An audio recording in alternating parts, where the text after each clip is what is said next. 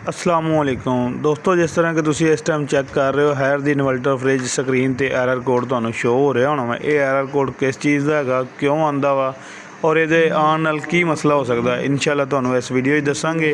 तुहाडे नाल भी अगर नैक्सट टाइम ये मसला होवे ते तुहानूं उस टाइम फौरी इहदा हल करना आ जाए। ये कस्टमर की कंप्लेन सी कि फ्रिज साडी एरर दे दिंदी है, उस तो बाद सुपर फ्रीज हो जाती है, थलवें खाने भी हर चीज़ जमा के फ्रिज बर्फ़ जमा देंदी है। गए वहाँ चैक किया, इहदा जिहड़ा सेंसर सी उहदा इशू सी। अल्हम्दुलिल्लाह उस टाइम ही सेंसर का फौरी हल किया। हल करन तो बाद इस टाइम तुहानूं रिव्यू स्क्रीन पर चैक कर रहे होने हो।